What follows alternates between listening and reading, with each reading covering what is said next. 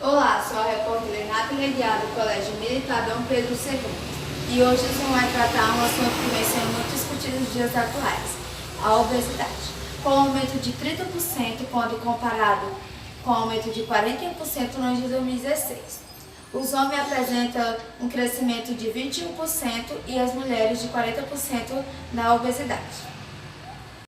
Olá, eu estou aqui com a profissional de educação física Conceição Fiesca, que ela irá falar sobre a obesidade. Quando a pessoa é considerada obesa?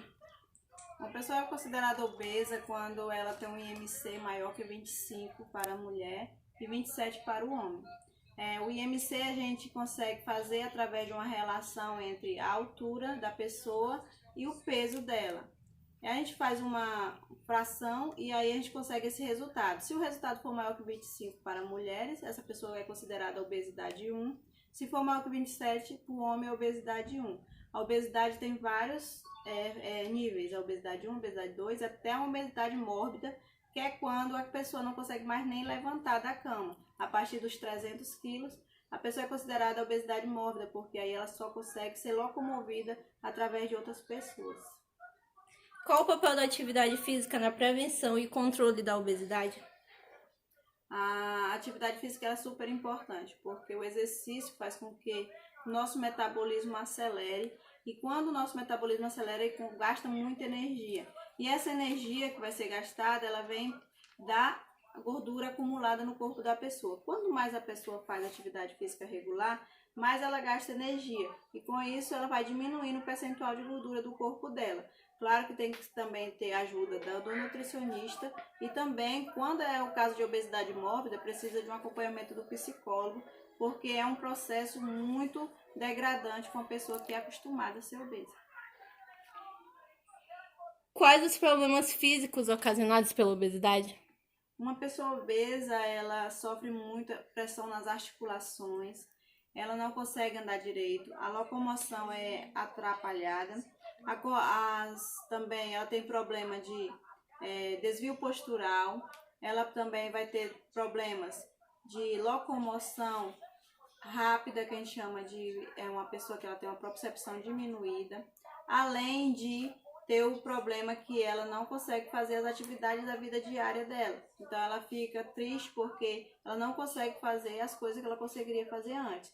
Além desses problemas de locomoção, de articulação, ela vai ter problemas psicológicos. Quais as doenças que são relacionadas à obesidade? A obesidade sozinha ela já é considerada uma doença pela Organização Mundial de Saúde, mas com ela vem junto outras doenças que a gente pode classificar como doenças crônico-degenerativas. São doenças a hipertensão, o colesterol alto e a glicemia alta. Todo obeso ele tem uma tendência a aumentar todos esses níveis de colesterol, glicemia e pressão. Então, quando a gente diz que esses três juntos, quando uma pessoa obesa tem, a gente chama que ela está numa síndrome metabólica, que é um quadro onde todas essas doenças são acumuladas ao mesmo tempo. Eu fiz essa pergunta aqui, eu me confundi. Qual a relação entre a obesidade e o sedentarismo? A relação completamente juntas, né? Toda pessoa que é sedentária, ela tem um nível muito alto de ser uma obesa com o tempo, né? Porque o acúmulo, você vai só comendo, é uma balança energética. Quanto mais você come, mais você tem que gastar. E uma pessoa que não gasta o que ela come, ela vai findar ficando obesa, porque vai acumulando toda a energia no corpo dela. Então, todo sedentário ele tem uma predisposição a ser obeso. Há alguma restrição ou contradição para os obesos? Os obesos, nos exercícios, eles não podem fazer todo o exercício. Exercícios de impacto são totalmente restritos, não podem fazer. Os indicados são exercícios na água, exercícios de baixo impacto, né, caminhada, bicicleta ergométrica. Eles não podem pular, eles não podem fazer aula com muita carga, porque a sobrecarga dele já é grande. E também não pode fazer exercícios extenuantes, ou seja, por muito tempo, porque eles não conseguem fazer, não tem condicionamento para isso. Então, tem que ser exercícios com pouco tempo, baixo impacto e também dentro da água. A participação e colaboração da profissional de educação física Conceição Fiesca e que sua contribuição foi de grande valia para o nosso aprendizado. Obrigada pela entrevista. Olá, sou a aluna Suelen Nascimento do Colégio Militar Dom Pedro II e irei entrevistar a senhora Erlenilce Lopes Ferreira, profissional de Educação Física e formada pela UFAC.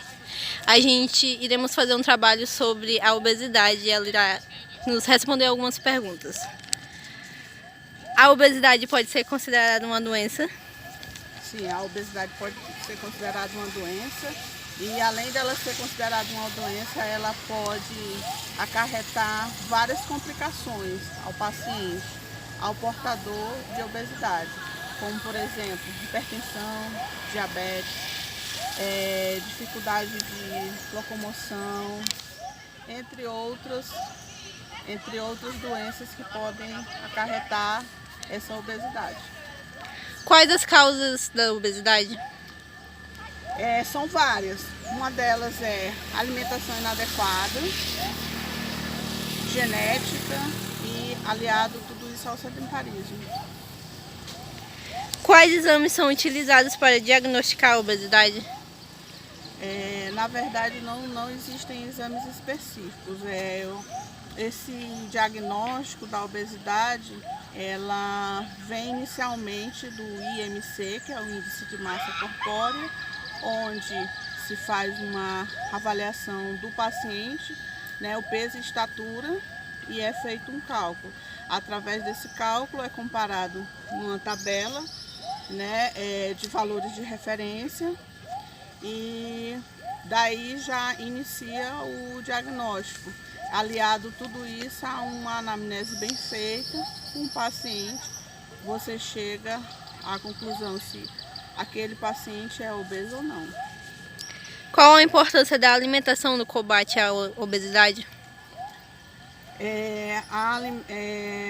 Essa alimentação, na verdade, é o carro-chefe, né? Uma alimentação adequada, uma alimentação bem feita, ela vai ajudar o paciente a eliminar peso, né, de forma mais rápida e a restabelecer a saúde desse paciente. Essa alimentação ela deve ter o acompanhamento, né, do nutricionista, porque o nutricionista ele vai avaliar cada caso específico, vai fazer o estudo daquele paciente e com esse estudo ele vai fazer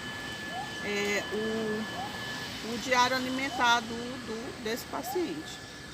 Vai ajudá-lo a fazer uma alimentação adequada, saudável e ajudá-lo a eliminar esse peso.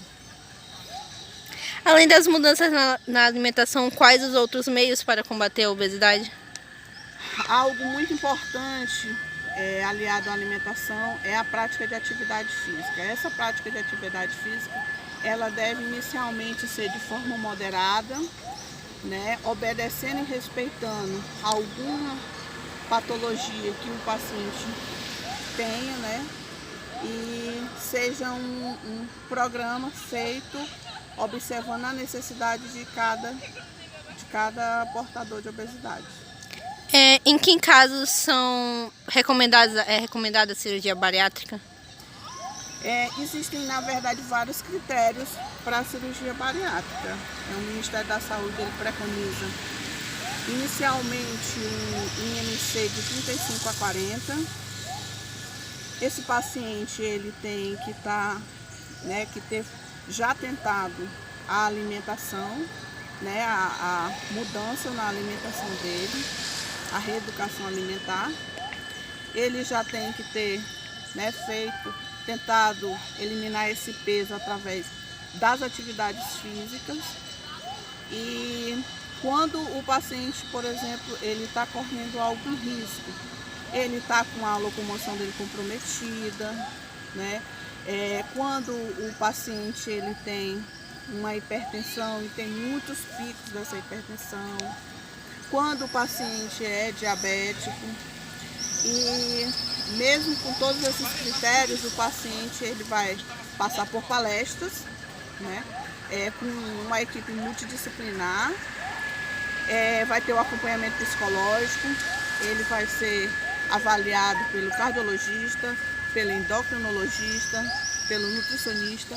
Então é uma equipe multidisciplinar que vai cuidar desse paciente e verificar a real necessidade que ele tem de fazer ou não essa cirurgia bariátrica.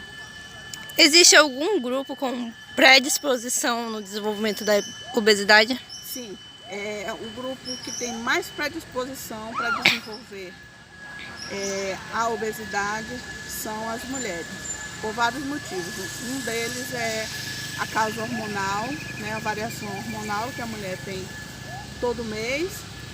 Outro fator é a quantidade de adipócitos, né? A mulher ela tem uma quantidade muito maior de adipócitos que os homens, então isso aí predispõe ela à obesidade. E também a má alimentação e o sedentarismo. Tudo isso faz com que a mulher seja o principal grupo predisposto a desenvolver a diabetes. Muitos obesos utilizam medicamentos contra a doença. Essa atitude é recomendada e por quê? Na verdade, não é recomendado a automedicação em nenhum grupo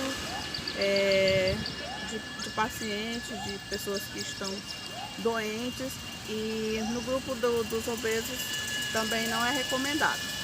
O que ocorre em alguns momentos, em alguns casos, é quando esse paciente não teve a eliminação de peso através da reeducação alimentar, através de um programa bem elaborado de atividades físicas, e esse paciente está correndo algum tipo de risco ou está com as taxas muito elevadas de glicose, de colesterol, o nutrólogo ele pode estar prescrevendo alguns medicamentos, mas isso são em alguns casos, mas a automedicação não é recomendada.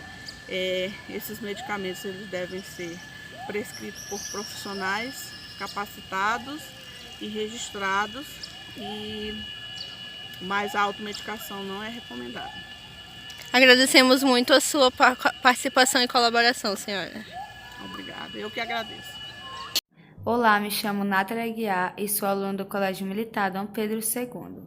Estou no momento com a senhorita Catriele para entrevistá-la em questão de um assunto que vem sendo muito discutido nos dias atuais, a obesidade. A senhora sempre foi acima do peso desde criança? Sempre. Quantos quilos a senhora vem pesando atualmente? 134. O que a senhora acha que provocou o seu ganho de peso? Hoje o meu ganho de peso excessivo, ele se deu depois que eu entrei com medicação controlada para alguns transtornos emocionais e psicológicos. A senhora desenvolveu alguma doença em função da obesidade? Não, nenhuma. Não? Tem algum histórico de obesidade na sua família? Não. Não? Quais os principais problemas enfrentados por quem está acima do peso? O preconceito, a dificuldade de comprar roupa, que aqui o nosso estado ele é muito pobre em moda plus size, o pessoal está começando agora. Eu acho que só. Em algum momento se sentiu isolado por sua condição? Sempre, desde pequeno. Já sofreu muito preconceito na escola, no trabalho? Na escola, porque jovem é complicado. Qual era a sua alimentação antes e agora? Mudou alguma coisa? A minha alimentação, ela nunca teve mudanças assim. Só que depois que eu comecei a trabalhar, ter meu próprio dinheiro, a facilidade de comer porcaria, tipo lanche, pizza, essas coisas, eu tive mais facilidade. E aí foi quando o negócio desandou. A senhora está conseguindo perder peso? Eu comecei a dieta para fazer a bariátrica hoje, então não posso te falar sobre perca de peso ainda. O que lhe incentivou? a fazer a bariátrica? Sim. Os meus problemas emocionais. A senhora toma algum remédio? Para obesidade? Sim. Não, Não? A senhora já participou da APOAC, né? já. Quais são os exercícios realizados lá para ajudar os obesos a perderem peso? Na época que eu fui, tinha hidroginástica, tinha dança, como é o nome? Aeróbica? Aeróbica, isso, aeróbica, caminhada em volta do açude, lá do lago do Círculo Militar. Só. A senhora acha que a cirurgia bariátrica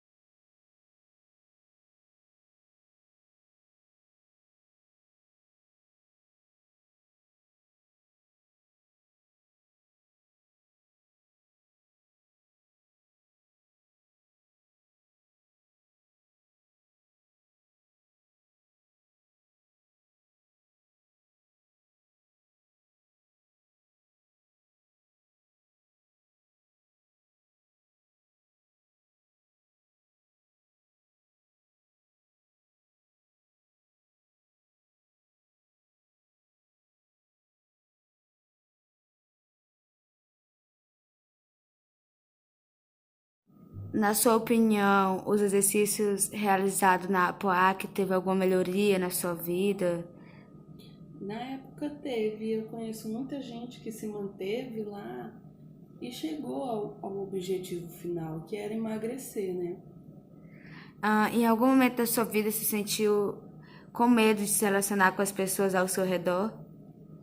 Sim, mas não devido à obesidade, não. Nada correlacionado não com isso, não. A senhora tem mais alguma coisa a dizer a respeito da obesidade? Deseja passar alguma mensagem para as pessoas? A pessoa, quando ela é obesa, ela tem algum motivo, não só porque gosta de comer. No meu caso, da obesidade, sempre foi porque eu tive problemas emocionais que sempre tiveram assim incubado. De um ano para cá que ele explodiu e hoje eu tô tentando. Mas eu queria assim só falar que ninguém nunca julgue um obeso porque ele não tem força de vontade ou porque é preguiçoso ou coisa do tipo, porque ninguém sabe o que o obeso passa. Ninguém sabe por que o obeso chegou aonde ele está hoje. Ninguém nunca se dispôs a perguntar. Então é só isso, que não julgue. Só. E assim vamos finalizar a entrevista com essa mensagem, galera. Obrigada pela sua compreensão. E assim vamos encerrar essa entrevista maravilhosa com a senhora Catriele e com essa mensagem especial deixada por ela. Obrigada pela sua participação. E assim encerramos esse documentário sobre a obesidade. Espero que cada um de vocês tenha entendido mais sobre o assunto.